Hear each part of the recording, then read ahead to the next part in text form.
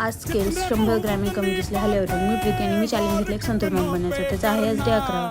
सकाळी उठल्यावर मी आधी थोड्या माझ्या स्टेप कंप्लीट करून घेतलं, कारण दिवसाची सुरुवात मूवमेंटने झाली तर एनर्जी जास्त वाटते. त्यानंतर मी गरम पाणी घेतलं आणि त्यात लिंबू आणि मध टाकून पिलं.